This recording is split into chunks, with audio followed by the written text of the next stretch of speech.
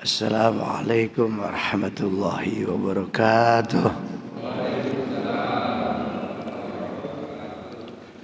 A'udzu billahi minasyaitonir rajim. Bismillahirrahmanirrahim. Alhamdulillahi rabbil alamin. Wa bihi nasta'in ala umurid dunya waddin. Wala haula wala quwata illa billahil aliyyil azim. Para jemaah rahimakumullah. Alhamdulillah, dengan izin dan pertolongan Allah, pagi ini kita bisa jamaah subuh, bisa ngaji bareng. Mudah-mudahan ini tanda orang yang mendapat hidayah Allah. Dan insya Allah kita orang yang benar-benar bahagia lahir dan batin. Tidak semua orang Islam itu senang jamaah subuh di masjid. Maka kita alhamdulillah diparingi kuat, sehat, dan bisa melaksanakan jamaah subuh.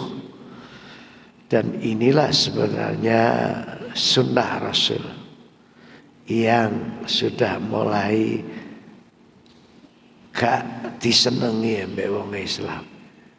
Mudah-mudahan para jamaah selalu sehat dan senantiasa hidupnya dibarokahi oleh Allah. Para jamaah, pagi ini kita akan ngaji surat At-Taubah, surat 9 ayat 34 dan 35. Surat At-Taubah, surat 9 ayat 34 dan 35. Sebelum ayat ini saya baca, saya sampaikan asbabun nuzulnya. Mengapa ayat ini turun? Itu namanya asbabun nuzul. Yang namanya loro hati itu mulai dulu sudah ada, Pak. Jadi bukan sekarang aja orang loro hati, yang biasa disebut iri dengki. Jadi Nabi Ibrahim alaihissalam itu punya istri yang pertama namanya Ibu Sarah. Lalu istri yang kedua Ibu Hajar. Ibu Hajar ini melahirkan anak laki-laki sebelum istri pertama. Namanya Nabi Ismail alaihissalam. Setelah Ismail lahir, Sarah baru melahirkan namanya Ishak alaihissalam. Dari Ishak inilah menurunkan gampangannya lah, Pak, Yahudi dan Nasrani. Walaupun sebenarnya Yahudi Nasrani sekarang ya bukan ajarannya Nabi Ishak. Itu ajarannya tokoh-tokoh agamanya dia. Kalau Nabi Ismail melahirkan Nabi Muhammad sallallahu alaihi wasallam. Ini sampai anak turun, terutama di zaman Nabi, kelihatan sekali orang-orang Yahudi Nasrani itu bencinya kepada Nabi Muhammad. Mengapa? Karena harapannya Nabi penutup itu keturunan dari Ishak, Yahudi atau Nasrani. Ternyata Allah mentakdirkan Nabi penutup lahir dari Ismail. Loro ati ini Masya Allah. Walaupun sumbernya ya satu, Nabi Ibrahim alaihis salam. Makanya kalau panjenengan punya anak, sama-sama anak kadang-kadang gak cocok sama saudaranya. Ya macam-macam, ada yang karena iri, bahkan ono sing ngomong bapak iku pilih kasih. Tapi itu perasaannya dia aja. Orang yang sedang hatinya ada penyakit. Mudah-mudahan anak-anak kita selalu diberi hidayah oleh Allah. Oleh karena itu, sebelum ngaji mari baca zikir supaya kita, keluarga kita selalu ditulungi oleh Allah. Caranya zikir panjenengan menirukan, mengikuti saya. Bismillahirrahmanirrahim. Ya Rahmanu Ya Rahimu Ya Quddusu Ya Salamu Ya Azizu Ya Alimu Ya Karimu La haula wa la quwwata illa billahil aliyil azim. Bapak Ibu jamaah, zaman seperti ini kita harus banyak-banyak berzikir, seperti ayat yang dibaca oleh Bapak Imam. Maksudnya imamnya sholat, bukan Imam Hambali. Zikron kasira. Tadi kan beliau baca ayat itu. Zikirlah yang banyak. Itu ayat Allah. Jadi salah kalau ada orang gak seneng zikir, itu salah. Karena Allah sendiri yang menyuruh kita zikron katsira, harus banyak-banyak berzikir. Kembali ke materi, sampai akhirnya karena yang lahir itu dari keturunan Ismail, maka Yahudi Nasrani yang keturunan Nabi Ishak iri, loro hati. Orang itu kalau loro hati macam-macam tingkahnya itu. Namanya loro hati. Kalau orang memandang Jokowi, kalau yang memandang gak seneng, apa sing dilakoni Jokowi salah kabeh. Tapi kalau orang seneng Jokowi, ya apa yang dilakukan Jokowi ya baik-baik saja. Begitu seterusnya. Sampean makanya kalau dijak jagongan terus ngerasani Jokowi, itu berarti wong iku gak seneng ambek Jokowi. Sampean kok jagongan ngerasani Prabowo, berarti dia gak seneng Prabowo. Ya begitu seterusnya. Masya Allah. Nah, mudah-mudahan kita ini biasa baik-baik saja dengan semuanya. Caranya selalu memandang kebaikannya, jangan memandang kekurangannya. Orang kalau sering memandang kekurangan orang, sampai dia lupa dengan kekurangan dirinya sendiri. Wis mesti itu, pasti itu. Makanya bahaya orang loro hati. Karena orang Yahudi Nasrani itu loro hati dengan lahirnya Nabi Muhammad Sallallahu Alaihi Wasallam, makanya dia berupaya maksimal. Bagaimana orang-orang itu nggak percaya kepada Nabi Muhammad. Satu, ini nanti ayatnya baru ngerti jenengan. Dia membuat faham supaya orang, karena lahirnya Yahudi Nasrani kan lebih dulu daripada Islam, supaya orang-orang tetap percaya kepada Yahudi Nasrani, dia membuat fatwa. Kalau orang berbuat dosa,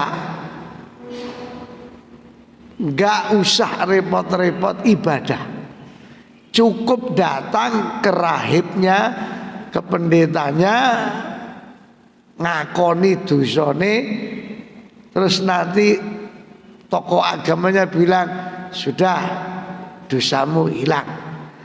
Caranya nebus, bayar duit.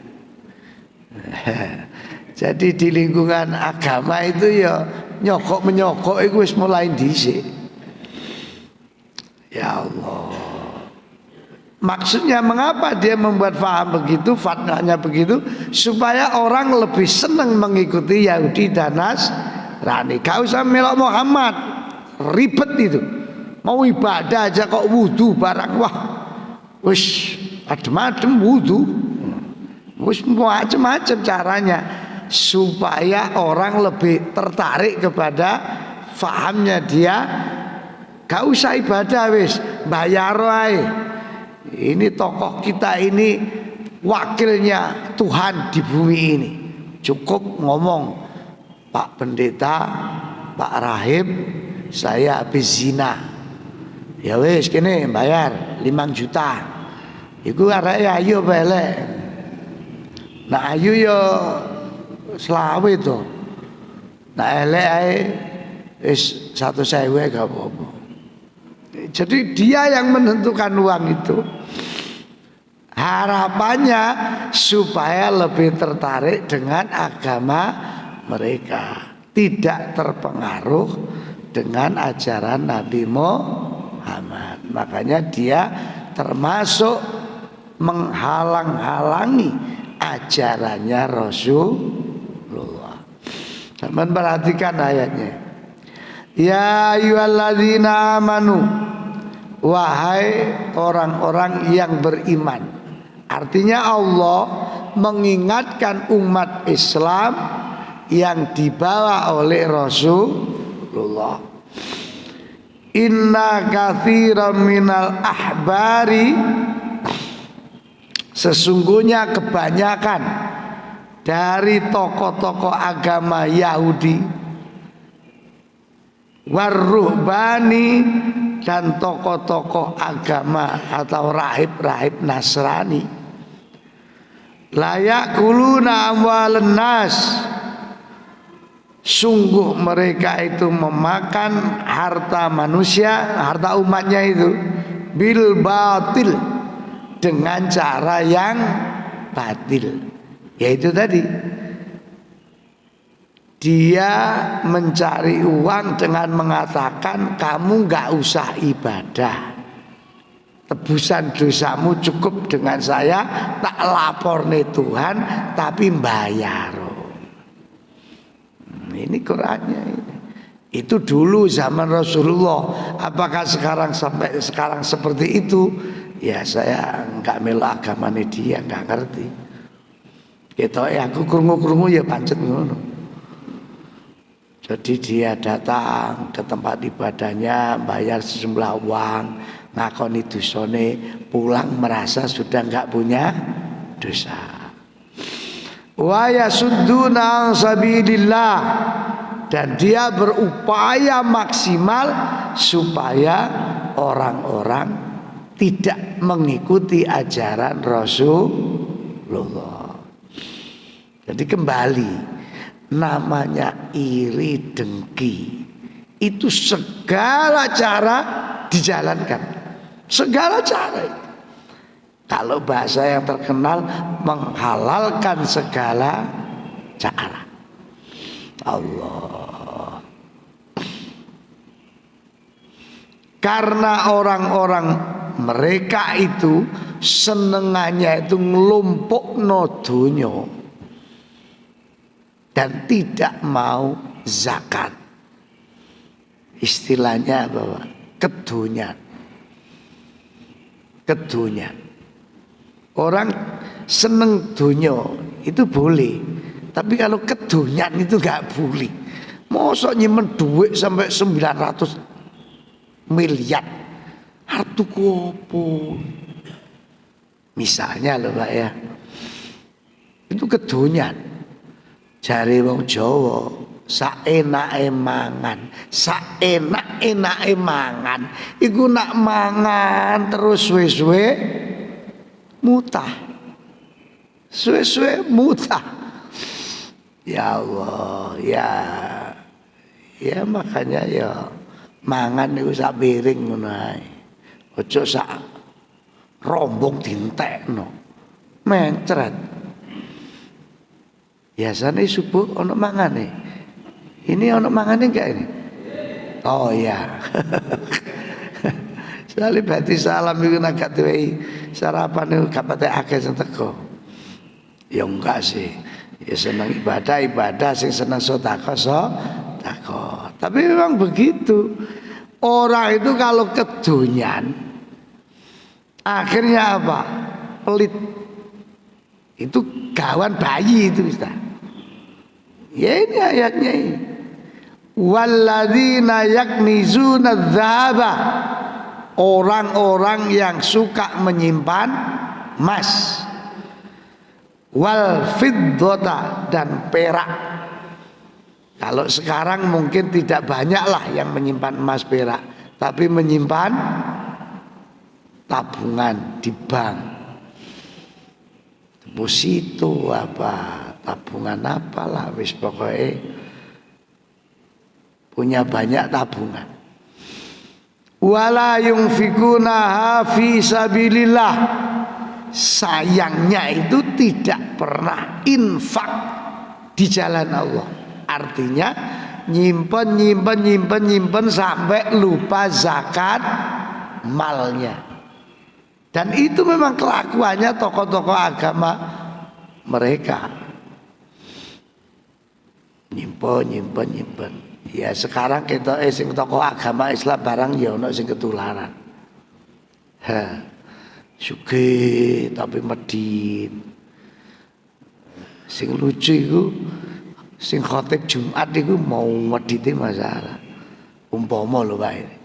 Ana khotib, saudara-saudara, marilah bertakwa kepada Allah, saudara-saudara. Ngongkon wong yang masjid takwa, dhewe mau medite kaya setan. Umpamanya loh Pak. Makanya saya sering mengingatkan khotib-khotib pemula itu, awakmu itu nak ngomong ditepakno mbek kelakuane. Ngongkon takwa itu ngerti karepe. Wong takwa itu menurut Allah loh ya, alladzina yunfikuna fis sarra'i wadh-dharra'i. Orang takwa itu orang loman di saat senang maupun susah. Termasuk sing gawene sarapan iki loman nih.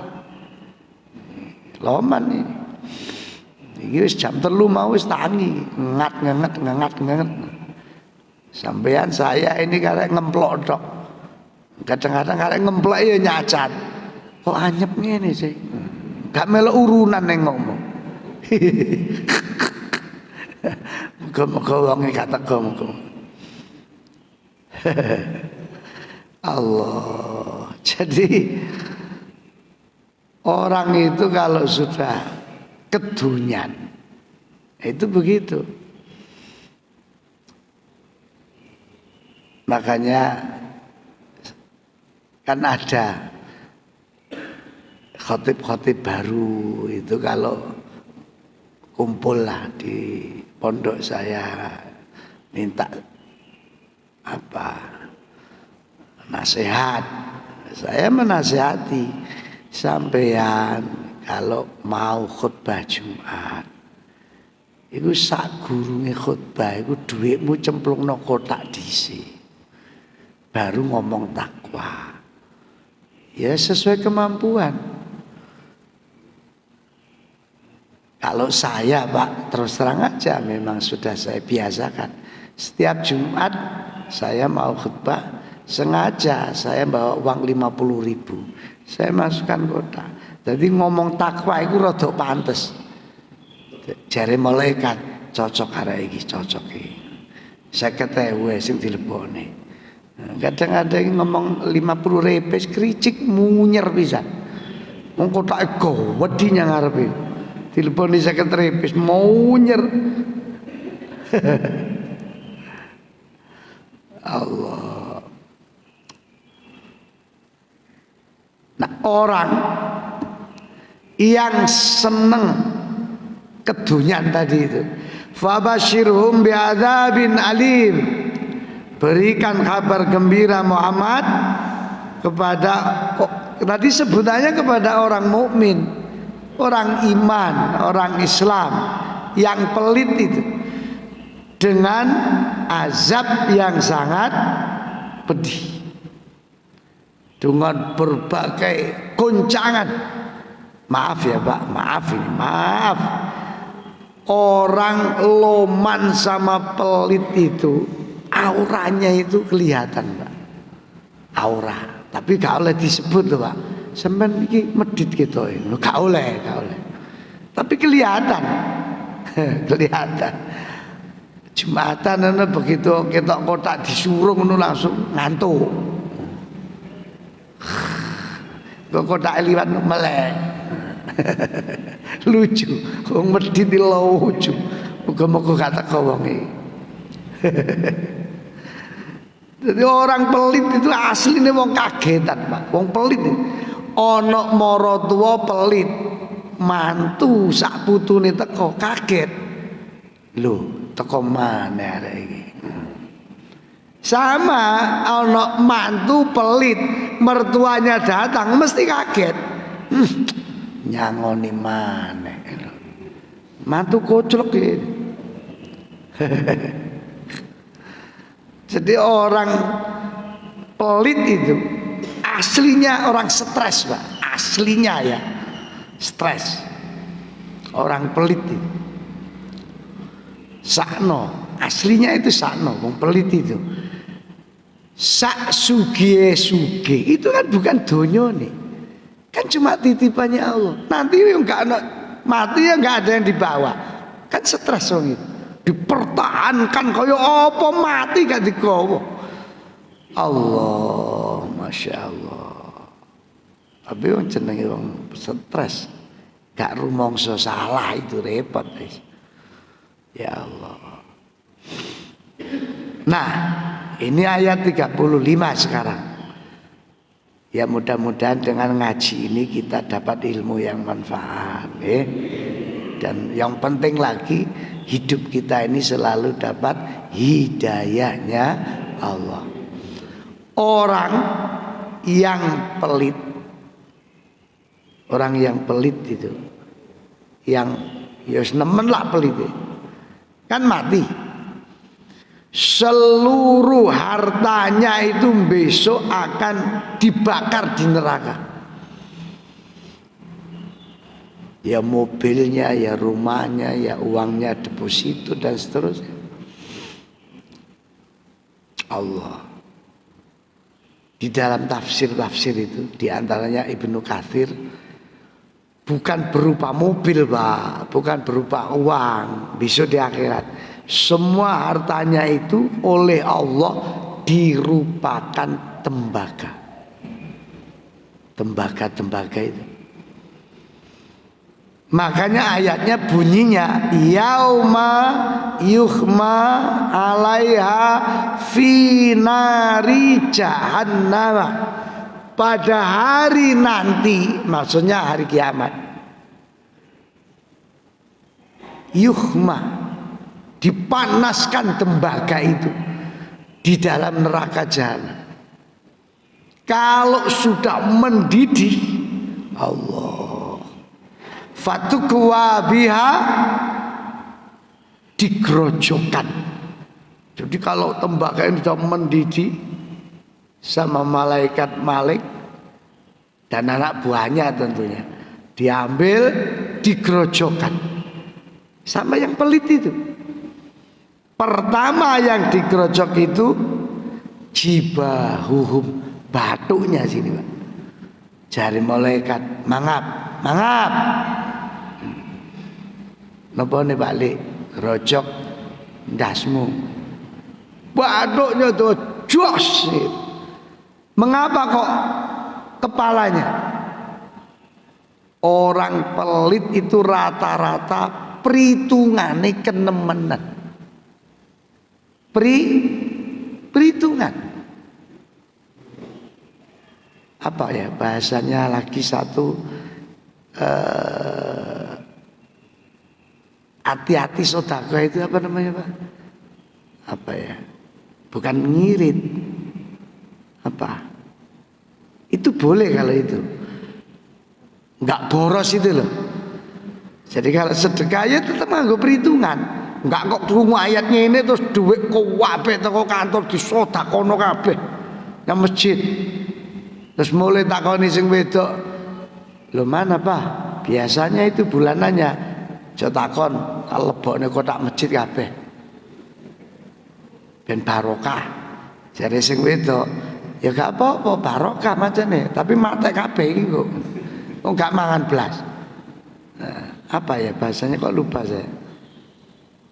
Jadi hati-hati boleh sedekah itu. Yang nggak boleh itu terlalu perhitungan. Padahal rizki itu nggak bisa dihitung, Pak. Nggak bisa.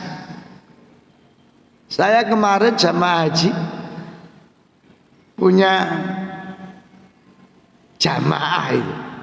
Maaf, mungkin ada apa enggak di perumahan sini.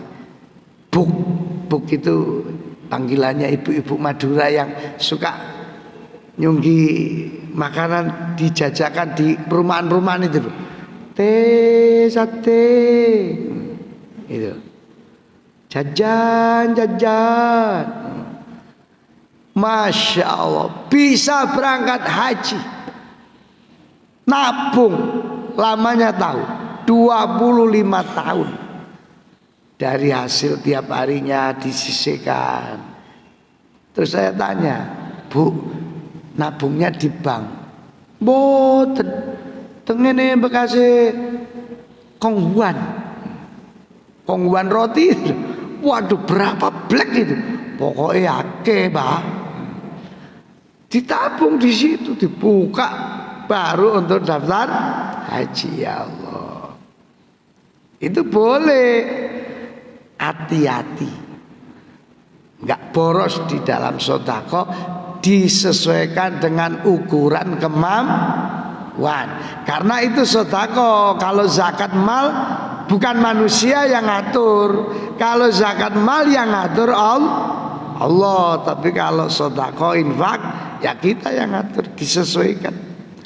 Makanya orang itu jangan terlalu perhitungan. Itu yang stres itu. Bawa uang, tengene duit yang ada saku, enek 1.000, enek 10.000. Karpe iku sing disedekahne iku 10.000, ndodot gak didelok tibake 100.000 dilebok. Begitu metu, lho keliru. Waduh. Masa ya koper tak mirip, Pak, ada uang merah ya di situ, ratusan. Oh iya, alhamdulillah itu duitku itu. Iku jamaahku celuke. Allah. Yang pertama, batuknya yang digerojok karena terlalu perhitungan. Makanya Pak Takmir atau bagian pembangunan Sampean jangan pernah takut uangnya masjid habis selama untuk kesejahteraan jamaah. Misalnya tempat wudhunya diperbaiki, tolonglah Pak, ya, keran-keran wudhu itu sing wis lecek-lecek itu diganti. BE ada loh, saya tadi nggak masuk ke situ nggak. Kadang-kadang kan ada. Tiap Jumat ada 5 juta, 3 juta. Kerane masjid sampai notos-notos tayangan dijarno. Lah duwe lho arep dienggo opo? Masya Allah. Ya itu berarti pengurusnya ya rada medit itu. Loh ini perlu diservis Pak, supaya jamaah itu kalau ke kamar mandi itu seneng gitu loh. Kalau memang banyak yang kotor, cari itu tukang kebersihan itu. Apa? Cleaning service ya. Bayari. Ojo ono wong geblak yang kamar mandi masjid bisa. Geblak. Pakai lumute soal. Janganlah. Wong tiap Jumat kan dapat uang ke masjid ini.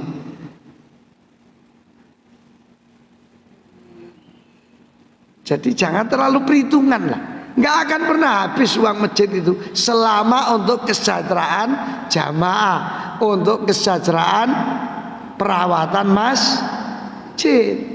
Oh no ae nanti rizki. Ya contohnya kayak saya tadi alhamdulillah begitu masuk ada tarhim di apa itu yang tinggi itu apa namanya? Menara. Wah, menaranya gagah. Itu harganya menara itu kalau dibangunkan masjid di desa sudah jadi masjid itu menaranya ini. Nyatanya ya jadi toh. Jadi nggak jadi Pagupone Doro toh. Pokoknya uang itu kalau untuk perjuangan agama jangan takut habis. Saya ngomong itu membuktikan Pak. Saya ini kalau bangun asrama, bangun perluasan pondok saya. Pondok saya itu dulu 1 gedung, sekarang udah 11 gedung. Kalau bangun itu nggak pernah mikir saya ini. Sampai kadang-kadang pengurus itu saya ajak rapat. Monggo, ini gedungnya sana dibongkar, diganti tingkat 4. Loh, enten duit Pak? Ya enggak. Loh, duit sinten? Loh, duit sinten lah kan duit ya. Ini duit Allah. Nanti ada saja dari Allah. Dan nggak pernah saya bangun nggak jadi itu nggak pernah. Padahal itu sambil ngopeni anak yatim. Anak yatim saya kan banyak yang sekolah di Baitus Salam sih. Mau berapa tahun sudah. Padahal ngopeni yatim saya itu 70 juta Pak 1 bulan. Makannya, wah semuanya itu 70 juta. Nggak pernah saya mikir.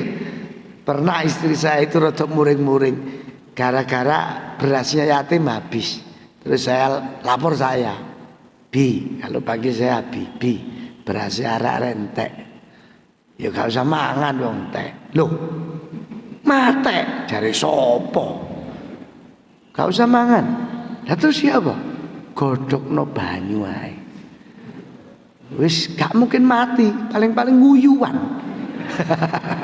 Saya ini apa mikir duit saya. Masya Allah, Allahu Akbar. Subhanallah. Jadi sampean jangan takut uang itu habis selama untuk perjuangan Islam. Saya kapan hari itu diajak mampir di kantor belakang sana. Alhamdulillah punya kantor bagus, ada kamar mandinya. Itu bener itu. Khotib itu Pak, jangan disuruh wudu dan di kamar mandi dengan jamaah Pak.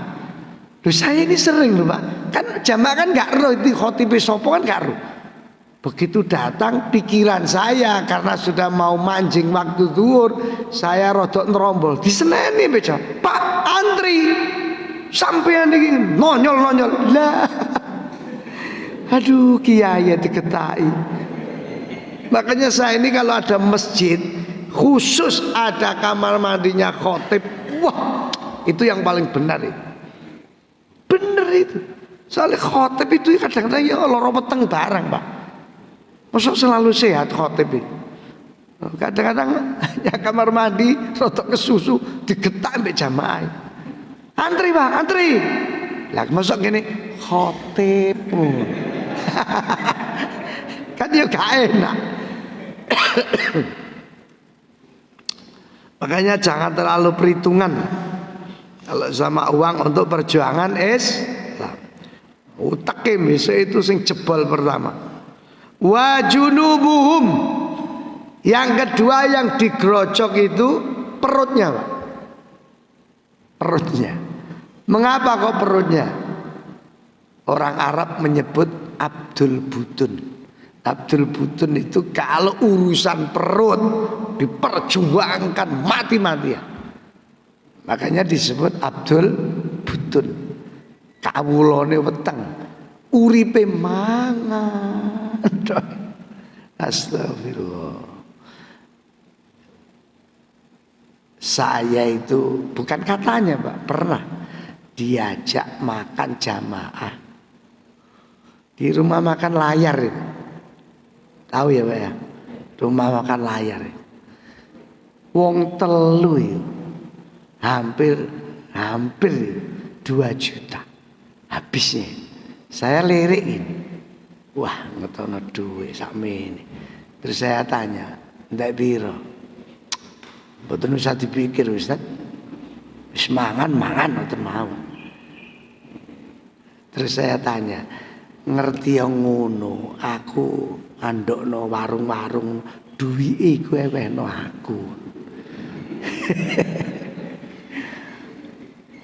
Enggak, maksud saya begini loh. Kadang-kadang orang itu kalau urusan perut berani bayar mahal. Padahal kok mburine dadine padha mbek sing pecel 15.000. Malah ambune iku luwih gak enak sing 700.000. Kalau urusan perut, wah wis gak eman. Tapi begitu sedekah ke kotak amal jariah, mikir. Ya itu namanya Abdul Butun. Kawulane perut. Mudah-mudahan kita enggak begitu ya, Pak ya. Wis mangan wis pokoke halal ngono wis sing akeh sedekahe. Nah, ini ada tuntunan baik, Pak. Kalau ndonga itu jangan minta kaya. Ya Allah, semoga saya kaya ya Allah. Ya boleh sih, boleh. Tapi lebih tepat begini, ya Allah, semoga zakat saya lebih banyak dari kemarin. Zakatnya lebih banyak, sedekahnya lebih banyak, berarti penghasilannya lebih banyak. Kalau zakatnya lebih banyak, pasti yang dizakati lebih banyak. Jangan cuma hartanya yang banyak, tapi zakat malnya itu yang lebih banyak. Sebab orang kalau sudah kawulane perut, Masya Allah. Yang ketiga, waduhuruhum, tembaga yang sudah umum tadi digerojokkan di punggungnya. Yang bahasa terkenal apa? Disetelika. Cowos. Allah. Dan bukan hanya di situ, Pak. Sambil dikatakan, dan ini malaikat yang ngomong ini, hadza ma kanastum li anfusikum. Inilah harta yang dulu kamu simpan di bank. Inilah harta yang kamu banggakan di tengah masyarakat. Rumongso suke supaya dihormati orang, tapi kamu tidak pernah zakat. Faduku, nah, ini kalau bahasa Surabaya rasa nokon. Faduku ma kuntum taknizun, rasakan ini harta yang dulu kamu simpan yang gak pernah dizakati, yang kamu banggakan di tengah masyarakat, sekarang gerojok awam. Allah. Surat apa tadi? At-Taubah ayat 34 dan 35. Mudah-mudahan kita semua selalu diberi hidayah oleh Allah. Amin Allahumma. Karena sudah diberi hidayah ya selesai ceramahnya, Pak. Mari ditutup dengan kafaratul majlis. Bismillahirrahmanirrahim. Subhanaka Allahumma wa bihamdika asyhadu an la ilaha illa anta astaghfiruka wa atubu ilaik. Wassalamualaikum warahmatullahi wabarakatuh.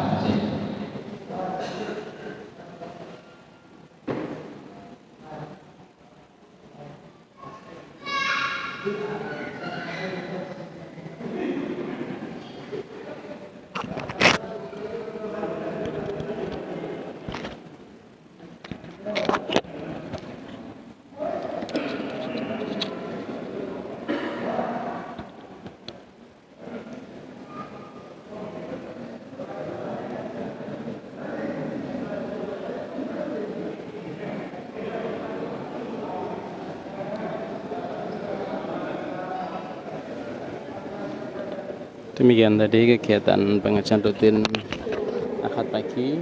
Hari ini Ahad kedua di bulan Agustus, Ahad kedua, Ahad keempat bersama Mukarram Kiai Haji Imam Hambali. Sampai berjumpa di pengajian rutin Ahad depan bersama dengan ustadz-ustadz yang lain yang tentunya tidak kalah populer dengan beliau. Demikian, assalamualaikum warahmatullahi wabarakatuh.